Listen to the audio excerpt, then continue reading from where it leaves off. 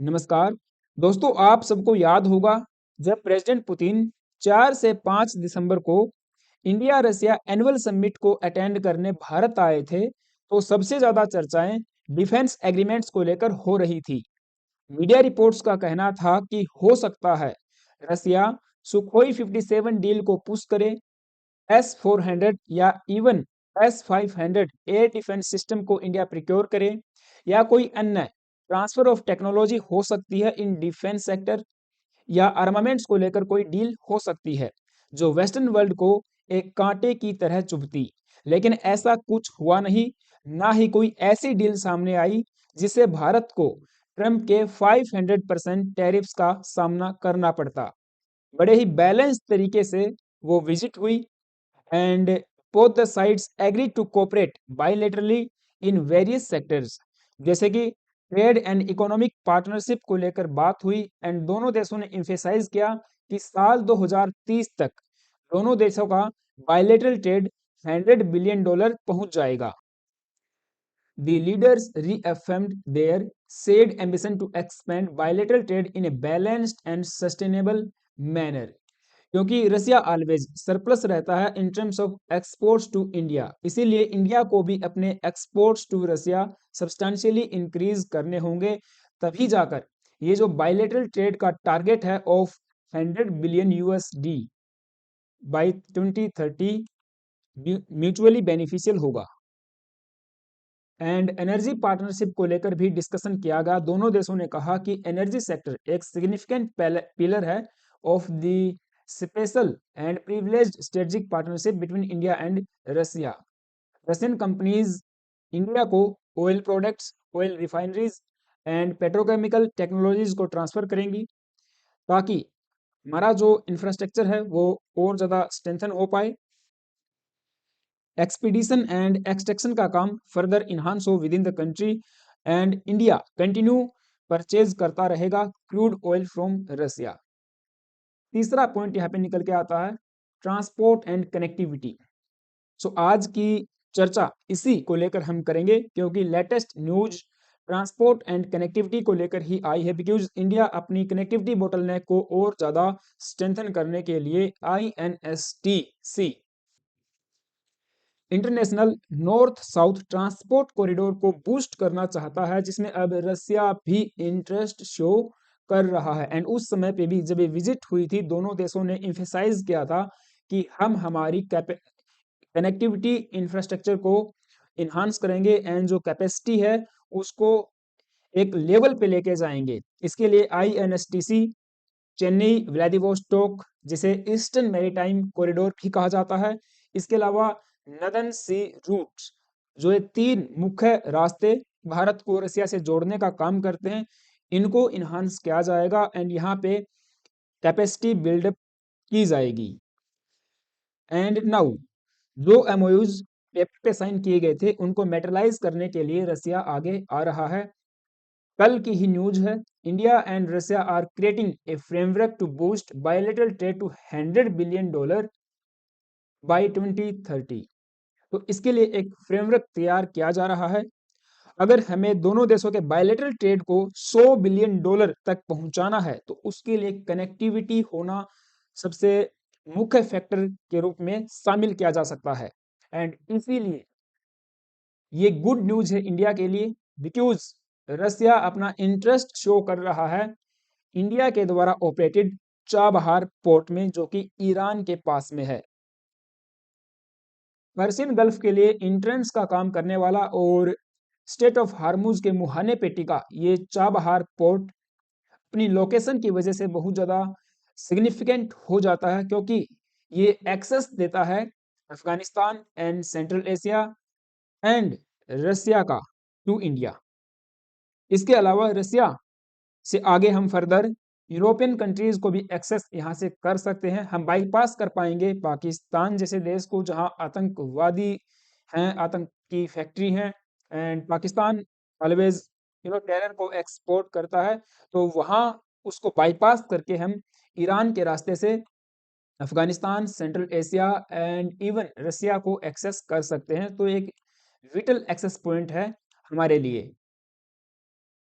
इसीलिए न केवल रसिया, इंडिया भी काफी इंटरेस्टेड है चाबहार पोर्ट में। रिसेंट आपको याद होगा हमने 10 साल के लिए एक एग्रीमेंट किया है ईरान के साथ, एंड आने वाले 10 सालों तक इंडिया 4000 करोड़ रुपीस इन्वेस्ट करेगा चाबहार पोर्ट के डेवलपमेंट के लिए।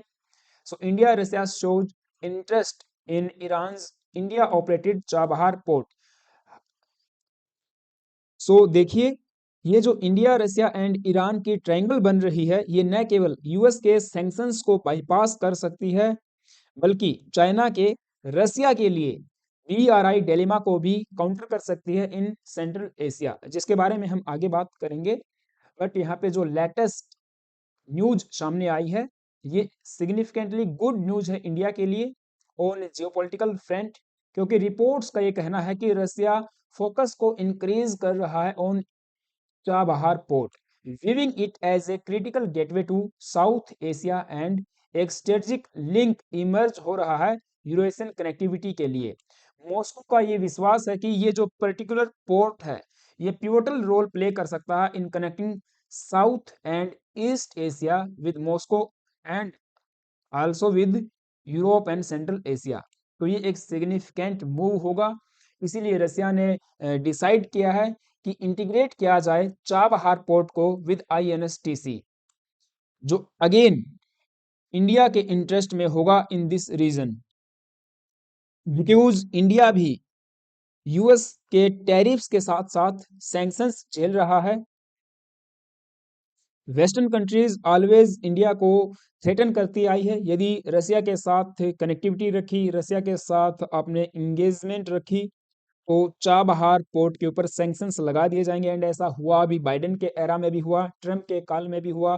रिसेंट ट्रंप ने चाबहार पोर्ट में भी सैंक्शंस लगा दिए थे, ये कहते हुए कि यदि कोई भी देश रसिया के साथ इंगेजमेंट करेगा, अपने कनेक्टिविटी को इन्हांस करेगा, तो चाबहार पोर्ट पे भी सैंक्शंस लगा दिए जाएंगे। एंड ऐसा हुआ। हमने डिमांड किया, सीख किया यूएस से कि इन सैंक्शंस से हमें वेवर दिया जाए। जो इन्वेस्टमेंट प्लान हमने बना रखे हैं, एंड काफ़ी काफ़ी हैवी इन्वेस्टमेंट पहले से ही इंडिया ने वहाँ पे की हुई है, उसको फर्दर इंक्रीज करके बेनिफिट लेने के लिए इन terms of exports, in terms of trade and connectivity, Chabahar port sanctions free होना चाहिए, स्मूथली हम इसको रन कर पाए। एंड ऐसा हुआ। अभी आप देखिए, अक्टूबर में ये सैंक्शंस लगाए गए थे, एंड उसके बाद ये न्यूज सामने आती है कि यूएस ने 6 मंथ सैंक्शंस वेवर कर दिया है इंडिया को, ग्रांट कर दिया है इंडिया को to run Chabahar Iran Chabahar port, new Delhi says. US has granted India a 6 month sanctions waiver to operate the Iranian port of Chabahar, and ये आप ऑब्जर्व कर पाएंगे, चाहे बाइडेन का एरा हो या ट्रंप का सेकंड टर्म हो, ट्रंप की फर्स्ट टर्म हो, हम 6-6 महीने का वेवर यहाँ पे ले जाते हैं। इंडियन डिप्लोमेसी की यहाँ पे दाद देनी पड़ेगी।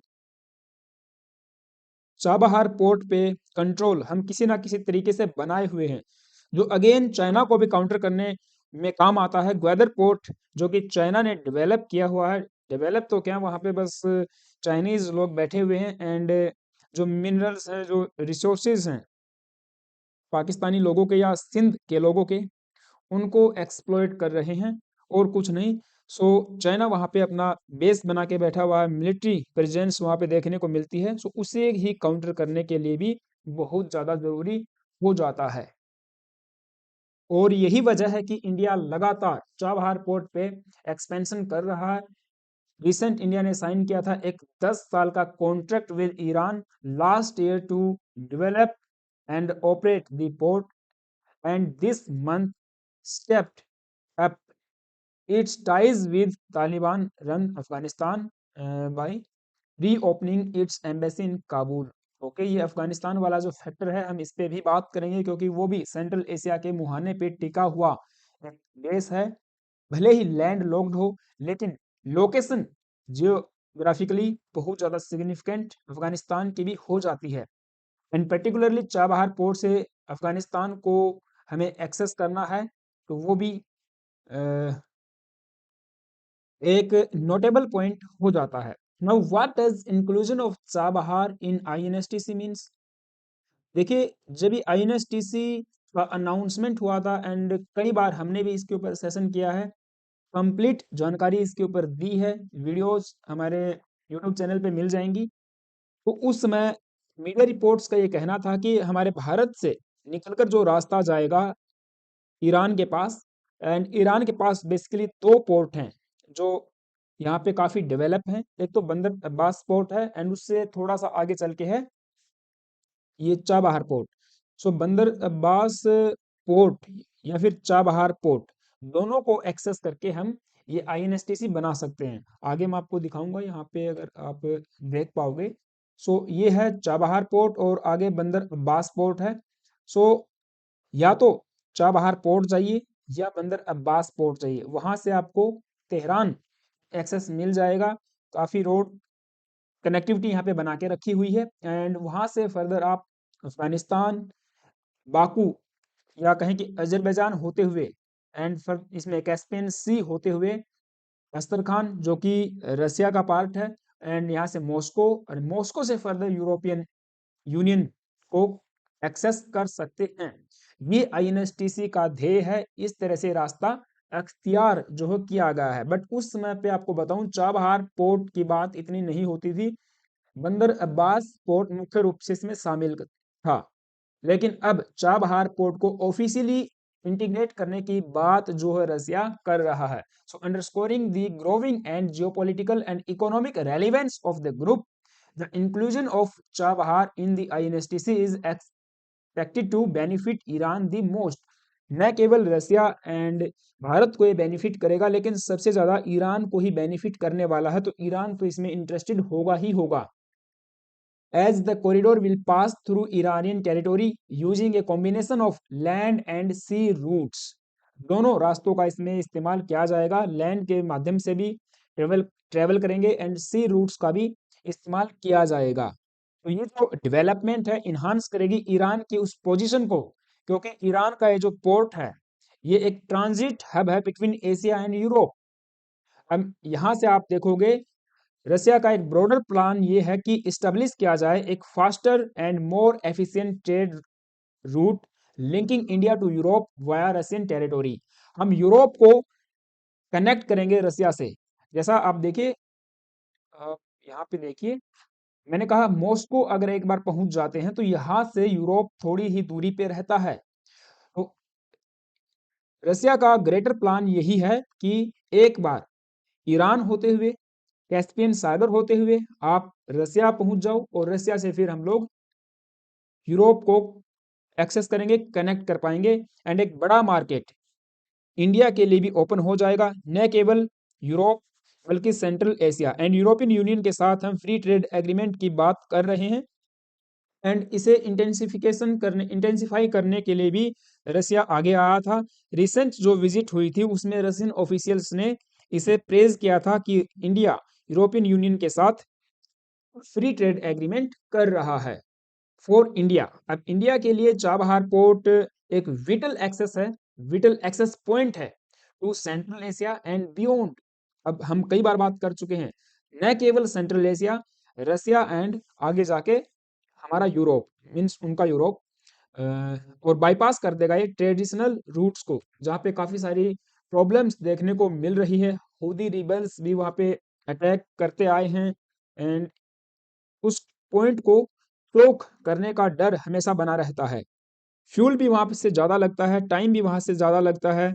सो यहाँ पे टाइम भी रिड्यूस होगा एंड जो फ्यूल है वो भी कहीं ना कहीं कम होगा। सो कॉस्ट जो होगी ट्रेवलिंग की या एक्सपोर्ट इंपोर्ट की वो फर्दर कम होने वाली है अगर ये मेटलाइज हो जाता है, सही से हम इसका इस्तेमाल करते हैं। हालांकि कुछ शिपमेंट्स रसिया से इंडिया आईएनएसटीसी होते हुए आई हैं, उसको लेकर भी पहले न्यूज सामने आई थी। Now urgency of accelerating implementation of INSTC, तो इसकी अर्जेंसी क्या है? बिल्कुल अर्जेंसी है। ईरान एक तरफ सैंक्शन से घिरा हुआ देश है, इकोनॉमी डूबती जा रही है। ऐसे ही रसिया की बात कर सकते हैं, वार इकोनॉमी जो है मीडिया में इसे कहा जा रहा है। ट्रम्प ने तो ये तक कह दिया था कि इंडिया एंड रसिया की जो इकोनॉमीज है वे डेड हो चुकी हैं। तो ऐसे में हमें हमारी इकोनॉमीज को एक नए स्केल पे लेके जाने के लिए बायलेटरल ट्रेड यदि हमें $100 बिलियन करना ही है, वो टारगेट अचीव करना है बाय 2030, तो connectivity is the main factor and most important factor. अगर आपकी कनेक्टिविटी ही नहीं है तो इंपोर्ट एक्सपोर्ट होगा कैसे? सो इसीलिए रशियन एंड जो इंडियन ऑफिशियल्स हैं, ये इसकी अर्जेंसी को समझ पा रहे हैं। एंड रिसेंट आपको बताऊं, जो सीनियर ऑफिशियल्स थे फ्रॉम ईरान एंड रसिया, इन दोनों ने एम्फेसाइज किया है the urgency of accelerating the implementation of INSTC, कि क्यों जरूरी है इस चीज को इम्प्लीमेंट करना। अभी ये बात कहाँ पे हुई? तो तेहरान में एक हाई लेवल की मीटिंग हुई थी between the secretary of Iran supreme national security council, जिनका नाम कुछ है अलग, और रशिया के deputy prime minister of transport. इन दोनों के बीच में तेहरान में हाई लेवल की मीटिंग हुई। वहां पे इन्होंने हाईलाइट किया the need to move the project from planning to full operational status. न केवल कागज पे, हम इसे मेटलाइज करें, यहाँ से शिपमेंट्स हों, ट्रेड रूट ये अच्छे से बने ईरान के साथ, इंडिया के साथ, बाकी एशियन कंट्रीज के साथ, सेंट्रल एशियन कंट्रीज के साथ, यहाँ से हम व्यापार करें और उसमें कुछ फर्दर इजाफा हो, ये जरूरी हो जाता है। और यहाँ पे आप देखिए काफी अच्छे से समझाया गया है इस रूट को। हाँ, जो ट्रेडिशनल बाई ट्रेड रूट है हमारा, ये आपका अरेबियन सागर होते हुए नीचे गल्फ ऑफ ओमान होते हुए फिर रेड सी, और रेड सी से आगे ऊपर स्वेज कनाल को पार करके मेडिटेरेनियन सी, नॉर्थन नदन सी, और ये नॉर्थ सी से फिर बाल्टिक सी, वो पूरा रूट में ट्रेडिशनल रूट है जहाँ से हम व्यापार करते थे रसिया के साथ, यूरोप के साथ, इवन अफ्रीकन कंट्रीज के साथ। सो इसे ही हमें बाईपास करना है। एंड ये रही वो news Iranian and Russian officials के मिलने की। High level Iran Russia talks set नदन north south corridor on path to operate. तो दिसंबर 16 की न्यूज आप देख पाओगे। यहाँ पे Iranian secretary of supreme national security council बैठे हुए हैं, जिनका नाम अली लाल राजानी है, जो भी है। और ये यहाँ पे रशियन ऑफिशियल हैं, जो कि deputy prime minister of the transport, इनके ट्रांसपोर्ट मिनिस्ट्री इनके पास रहा होगा या होगा।